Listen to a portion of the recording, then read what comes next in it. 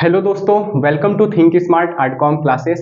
दोस्तों, अगर आप यूपी बोर्ड 2027 की तैयारी कर रहे हैं, एमपी बोर्ड 2027 की तैयारी कर रहे हैं, तो ये वीडियो आपके लिए काफी इंपॉर्टेंट है। बिकॉज क्योंकि जो हमारा चैप्टर 4 है एग्रीकल्चर कृषि, जो सोशल साइंस का चैप्टर 4 है कृषि, ये काफी इंपॉर्टेंट चैप्टर है। यहाँ से यूपी बोर्ड एमपी बोर्ड को देखा जाए तो 6 से 7 मार्क्स के प्रश्न बहुत आसानी से आपको देखने को मिलते हैं। तो काफी इंपॉर्टेंट चैप्टर है दोस्तों। इसके पहले हमने कृषि वाला जो चैप्टर है इसका पार्ट 1 कंप्लीट कर लिया है। तो अगर आपने अभी तक पार्ट 1 नहीं देखा है तो आप जरूर जाकर देखिए, आपसे बहुत रिक्वेस्ट कर रहा हूं। बिकॉज अगर आप पार्ट 1 देखे हैं तभी आपको पार्ट 2 को समझने में आसानी होगी। अगर आप चाहते हैं कि आप बेहतर तरीके से समझ पाए और आप वीडियो के एंड तक रुकना, आपको ऐसे ऐसे मतलब कॉन्सेप्ट आज मैं आप लोगों को बताने वाला हूं कि आप सोचे भी नहीं होंगे कभी। तो दोस्तों, सबसे पहले मैं आपको बताता हूं कि इसके पीछे के टॉपिक में हमने क्या कवर कर लिया है, ताकि थोड़ा सा लिंक बन पाए, क्योंकि लिंक बनाना जरूरी है। आपसे एक रिक्वेस्ट है, आप वीडियो क्वालिटी 720 पे या 1080 पे कर लें, ताकि मैं जो भी बोर्ड पर लिख कर लाऊं वो आपको बेहतर तरीके से दिखे और आप नोट बना पाए। मेरा बोर्ड पर लिखने का उद्देश्य यही है कि आप बोर्ड पर आप नोट बना पाए, आप नोट बना पाए। तो सबसे पहले देखते हैं, सबसे पहला टॉपिक हमने कवर किया इस चैप्टर में, कृषि क्या है। तो वहां पर हमने देखा कृषि की परिभाषा। तो परिभाषा में हमने यही देखा कि उत्पादन करने की प्रक्रिया। अब ये उत्पादन किस चीज का होगा? जो खाने की वस्तुएं हैं, जैसे गेहूं हो गया, चावल हो गया, तो खाद्य फसलें हो गई, अखाद्य फसलें हो गई, गैर खाद्यान्न फसलें हो गई। इसके अलावा सिर्फ फसल ही नहीं बल्कि पशुपालन और मत्स्य पालन भी कृषि के अंतर्गत आता है। तो उत्पादन करने की प्रक्रिया इज इक्वल टू कृषि। लेकिन किसका? तो आपको ये बताना है। जैसे हो गया फसलों का उत्पादन, इसमें पशुपालन मत्स्य पालन भी आता है।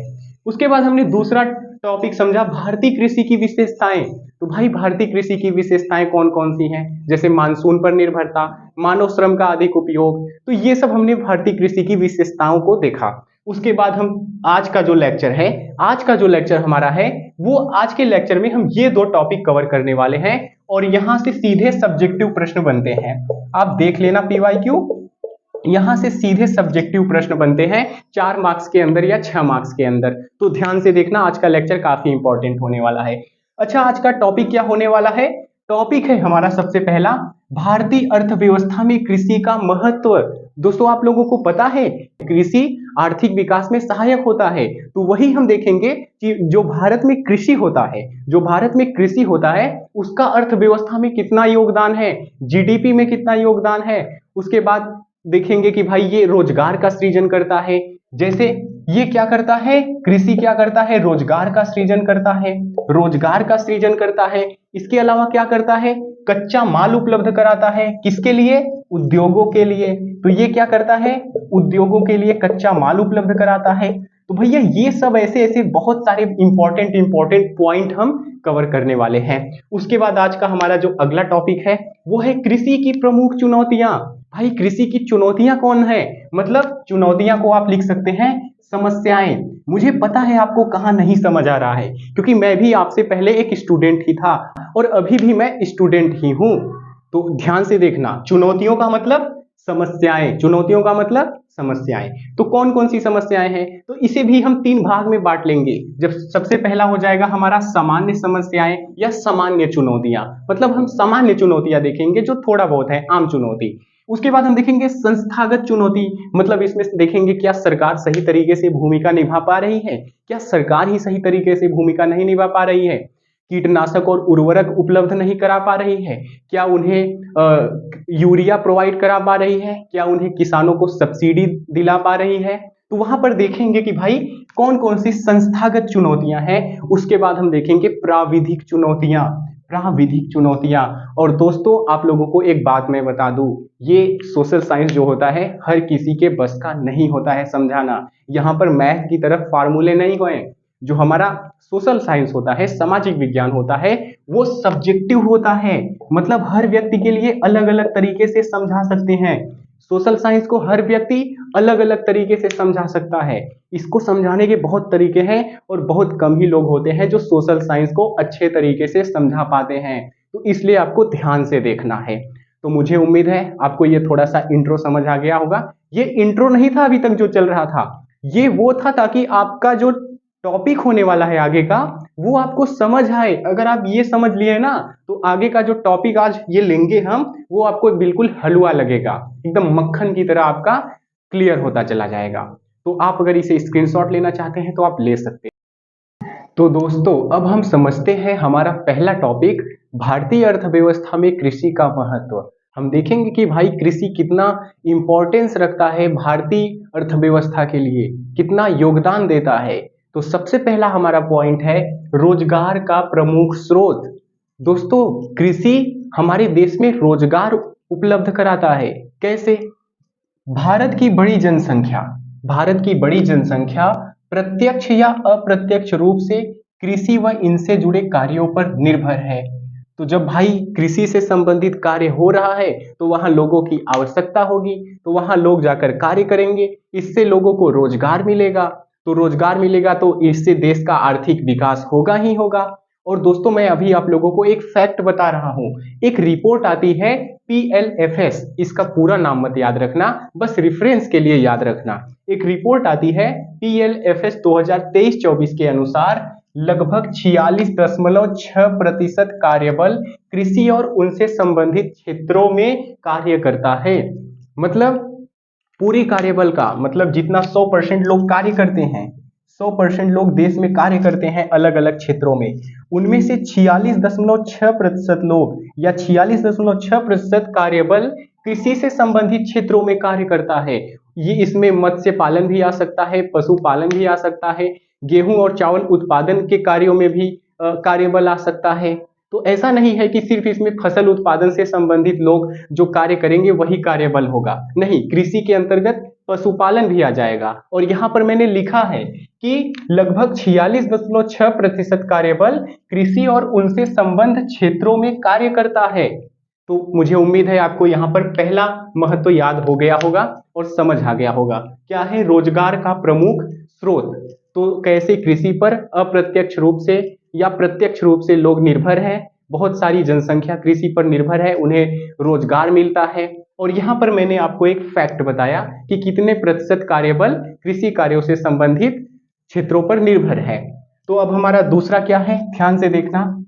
तो पहला याद हो गया कि नहीं? पहला याद हो गया होगा, रोजगार का प्रमुख स्रोत। दूसरा है राष्ट्रीय आय में महत्वपूर्ण योगदान। राष्ट्रीय आय क्या होता है? GDP। आपने GDP का नाम सुना है? नहीं, बस आप इतना याद रखना, देश का कुल आय। देश का कुल आय मतलब देश जितना पूरा कमाता है सभी क्षेत्रों से, कृषि से चाहे उद्योग से, प्रत्येक क्षेत्रों से जितना कमाता है उसे अगर हम मिला देते हैं तो वही हो गया कुल आय। तो देश का कुल आय ही GDP है। अभी आप इतना ही समझना, लेकिन अभी GDP में भी कॉन्सेप्ट होता है, जब मैं आपको इकोनॉमी पढ़ाऊंगा वहां पर आपको इसे अच्छे तरीके से बताऊंगा। तो आप याद रखना, सबसे पहले राष्ट्रीय आय में महत्वपूर्ण योगदान। तो दूसरा क्या महत्व है? राष्ट्रीय आय में महत्वपूर्ण योगदान। तो यहाँ पर मैंने लिखा है कृषि भारत की अर्थव्यवस्था का प्रमुख आधार है। कृषि भारत की अर्थव्यवस्था का प्रमुख आधार है।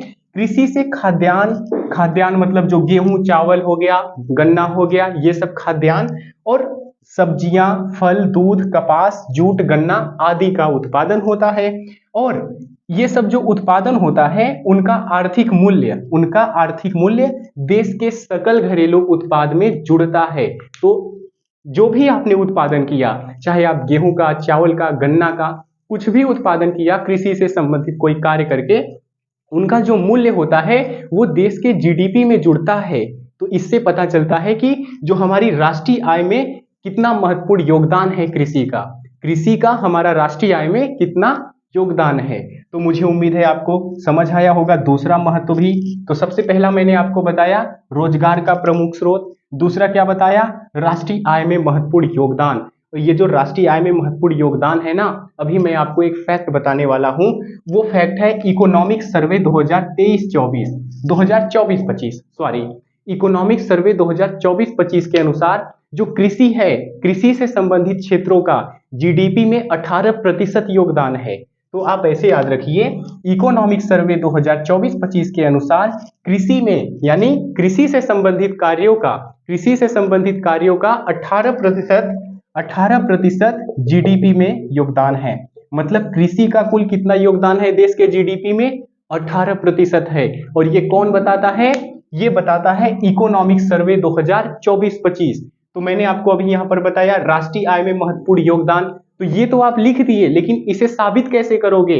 तो इसे साबित करने के लिए यहाँ आपको ये फैक्ट लिखना पड़ेगा कि भैया इकोनॉमिक सर्वे 2024-25 के अनुसार कृषि से संबंधित जो भी कार्य है उनसे 18% जीडीपी में योगदान होता है।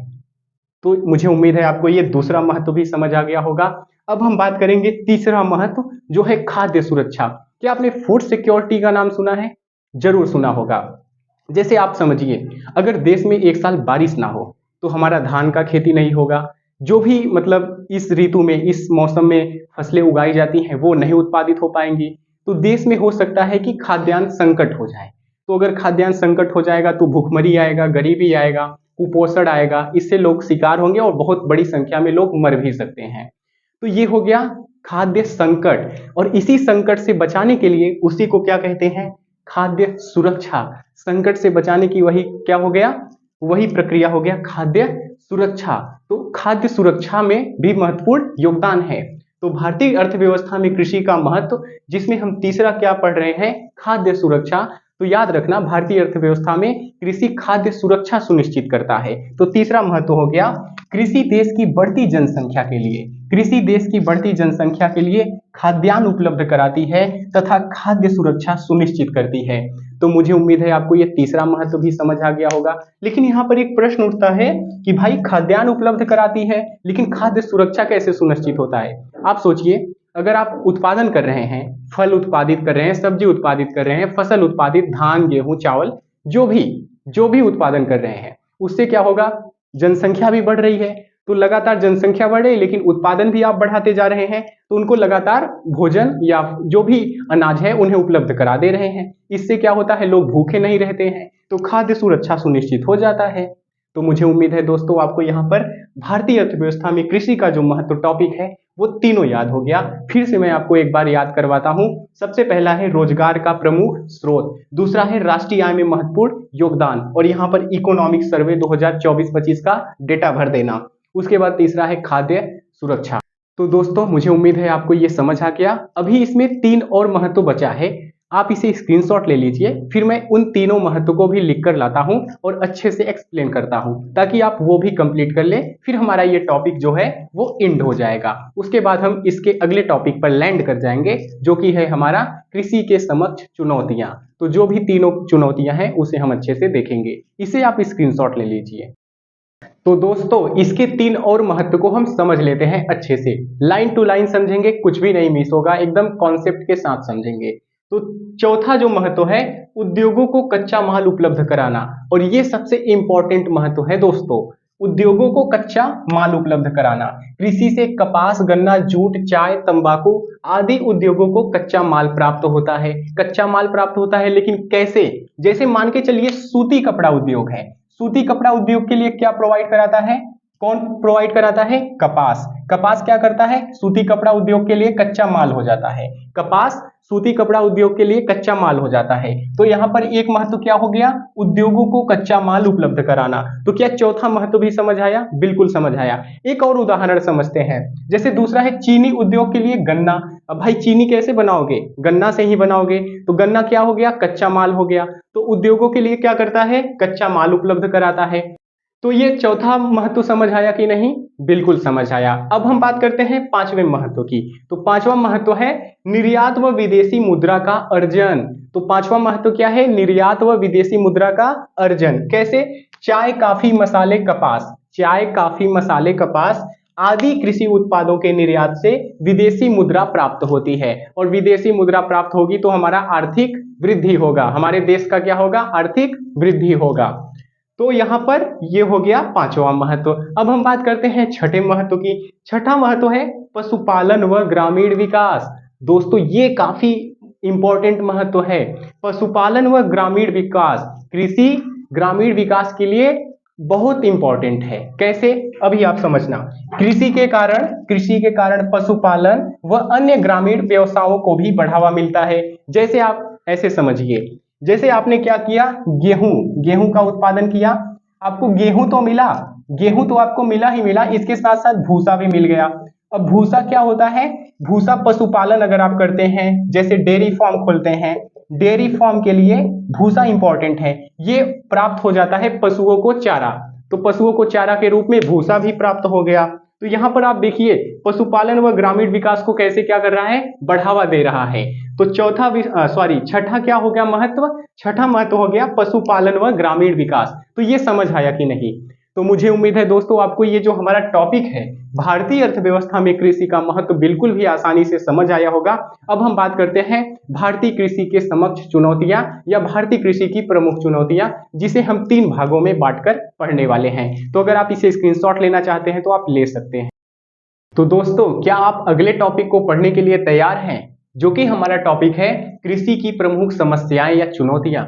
कृषि के समक्ष कौन कौन सी प्रमुख चुनौतियां हैं, तो इसे मैं आपको बताया था कि इसे मैं आपको 3 भागों में बांट कर पढ़ाऊंगा। सबसे पहला हम समझेंगे सामान्य चुनौतियां, साधारण चुनौतियां कौन कौन सी हैं, फिर मैं आपको समझाऊंगा संस्थागत चुनौतियां, फिर मैं आपको बताऊंगा प्राविधिक चुनौतियां। तो सबसे पहले हम समझेंगे कि भाई सामान्य चुनौतियों में क्या क्या आता है, सामान्य चुनौतियां किसे कहेंगे। तो देखिए सामान्य चुनौतियां क्या है?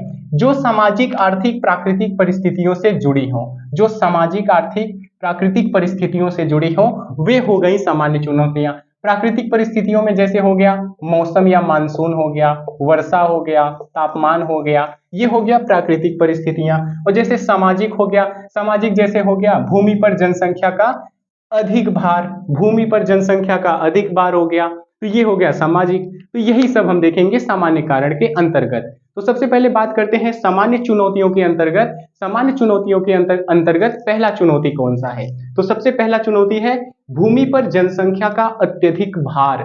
भूमि पर जनसंख्या का अत्यधिक भार। देखिए जनसंख्या बढ़ने से लगातार भूमि पर दबाव बढ़ता जा रहा है। आप ऐसे समझिए भाई जनसंख्या लगातार बढ़ रही है, अगर ये जनसंख्या हो गया ये लगातार बढ़ रही है, लेकिन भूमि तो बढ़ेगा नहीं, भूमि तो जितना है उतना ही बढ़ेगा। आप बताइए क्या आपका खेत बढ़ गया अगर आप डांड ना काटे दूसरे का? तो अगर आप दूसरे का मेड़ ना काटे, दूसरे का मेड़ ना काटे तो क्या खेत आपका बढ़ गया? नहीं बढ़ा, उतना ही है। लेकिन बहुत लोग होते हैं गांव में मेड़ काटते जाते हैं, हर साल काटते जाते हैं, काटते जाते हैं, और एक समय इतना बड़ा इतना चौड़ा मेड़ इतना हो जाता है। तो ये एक समस्या है गांव में, लेकिन ये समस्या की बात नहीं कर रहा हूं मैं यहाँ पर कृषि की समस्या की बात कर रहा हूं। तो कृषि की समस्या क्या है कि भूमि पर जनसंख्या का अत्यधिक भार। तो पहली चुनौती समझ आया कि नहीं? मुझे उम्मीद है आपको समझ आ गया होगा। बाकी अगर नहीं समझ आया तो आप कमेंट में कर सकते हैं। दूसरा है कुशल मानव श्रम की कमी। मतलब जो कृषि कर रहे हैं ना, उसमें कोई कुशल मानव श्रम नहीं है, कुशल लोग नहीं है, कोई भी कर ले रहा है। जैसे आपके घर होता होगा, अगर आपके घर लोग कम पड़ रहे होंगे तो जो भी आपके पास खेत है तो आपको भी भेज देते होंगे, जाओ पानी लगा कर आओ। भाई पानी की आवश्यकता है कि नहीं फसल को, ये भी नहीं देखते, बस पानी लगा कर आओ। जाओ उसमें क्या बोलते हैं उसको, उर्वरक डाल कर आओ, उसमें कीटनाशक छिड़क कर आओ, ये सब बोल देते हैं, लेकिन पहले ये नहीं देखते कि आवश्यकता है कि नहीं। वैसे तो हमारे घर पे तो भाई यूरिया बहुत डाला जाता है, यूरिया पोटास जिंक पता नहीं क्या क्या, और 2-3 बार मतलब इतना डाल दिए हैं कि खेत का स्ट्रक्चर गड़बड़ा गया है, मतलब गड़बड़ हो गया है। अब मैं क्या ही बताऊं, वो इस हालत में आ गए हैं, अगर उनको अब यूरिया ना डालो तो वो उत्पादन ही नहीं कर पाएंगे, पैदा ही नहीं करेंगे कुछ। तो ये समस्या है। तो क्या हो गया, कुशल मानव श्रम की कमी। अगर कुशल मानव श्रम नहीं होंगे तो उत्पादन बढ़िया नहीं होगा। क्या नहीं होगा? तब उत्पादन बढ़िया नहीं होगा, उत्पादन अच्छा नहीं होगा। तो ये हो गया दूसरी चुनौती। क्या हो गई? दूसरी चुनौती। अब बात करते हैं हम तीसरी चुनौती की। तीसरी चुनौती है मानसून पर अत्यधिक निर्भरता। तो ये तो एक भारतीय कृषि की विशेषता है। मानसून पर निर्भर होने के कारण अगर एक साल वर्षा ज्यादा या कम हो जाता है, वर्षा कम या ज्यादा होता है, तो इससे क्या होता है, फसल प्रभावित होते हैं। तो फसल क्या होते हैं? प्रभावित होते हैं। उसके बाद हमारा क्या है, चौथा सामान्य चुनौतियों में एक ही भूमि पर निरंतर कृषि। देखिए एक ही भूमि पर एक ही प्रकार के लगातार फसल उगाए जा रहे हैं, तो इससे क्या होता है, जो खेतों में जो मिट्टी में पोषक तत्व होते हैं, जो मिट्टी में पोषक तत्व होते हैं, जो पौधों को जो फसलों को वृद्धि में सहायक होते हैं, उत्पादन में सहायक होते हैं, वो कम हो जाते हैं, जिससे हमारा उत्पादन क्या होता है, गिर जाता है, जिससे हमारा उत्पादन गिर जाता है। तो ये एक समस्या हो गया चौथा। तो मुझे उम्मीद है आपको समान चुनौतियां समझ आ गई। सबसे पहला क्या है, भूमि पर जनसंख्या का अत्यधिक भार, भूमि पर जनसंख्या का अत्यधिक भार। दूसरा क्या है, कुशल मानव श्रम की कमी, तीसरा क्या है, मानसून पर अत्यधिक निर्भरता, चौथा क्या है, एक ही भूमि पर निरंतर कृषि। तो अब हम बात करेंगे संस्थागत चुनौतियां की, इसे आप स्क्रीनशॉट ले लीजिए। तो दोस्तों अब हम संस्थागत चुनौतियों के बारे में समझ लेते हैं। संस्थागत चुनौतियां कौन कौन सी हैं और उनमें क्या समस्याएं देखने को मिलती हैं। तो सबसे पहले हम यही समझते हैं संस्थागत चुनौती क्या है। तो देखिए ये समस्याएं जो संस्थागत समस्याएं होती हैं इसमें कृषि, सरकार व संस्थाओं व नीतियों से जुड़ी होती हैं। जो संस्थागत चुनौतियां होती हैं ये कृषि, सरकार व संस्थाओं व नीतियों से जुड़ी होती हैं। इसमें सबसे पहला क्या हो गया, भूमि का असमान वितरण। आप याद रखिएगा, भूमि का असमान वितरण पहला चुनौती है। ऐसे समझिए, पहले किसी किसान के पास बहुत ज्यादा भूमि है, किसी किसान के पास बहुत कम भूमि है। अब किसी के पास बहुत ज्यादा भूमि है, किसी के पास बहुत कम भूमि है। इससे क्या होगा, उत्पादन, इससे किसानों की आय प्रभावित होगी, इससे किसानों की आय प्रभावित होगी। कोई किसान बहुत ज्यादा लाभान्वित हो जाएगा, कोई मतलब खाने के लिए भी उत्पादित नहीं कर पाएगा। तो भूमि का असमान वितरण ये हो गई संस्थागत चुनौतियां। और जो छोटा किसान है उसके पास कृषि यंत्र भी प्रयोग नहीं हो सकते उसके खेत में, तो हो सकता है उसको मानव श्रम अधिक लगाना पड़े। तो ये हो गया भूमि का असमान वितरण। उसके बाद दूसरा है जोतों का छोटा व बिखरा होना। जो खेत का आकार है वो बहुत ही छोटा है और कोई भी व्यक्ति है उसका खेत बिखरा हुआ है, कभी कभी इस दिशा में है, कहीं इस दिशा में है, कहीं इस दिशा में है। तो अनेक जगहों पर उसका खेत बिखरा हुआ है और खेत छोटा है। तो दूसरा क्या हो गया चुनौती संस्थागत, जोतों का छोटा व बिखरा होना। उसके बाद हमारा तीसरा चुनौती है किसानों को पर्याप्त ऋण न मिलना।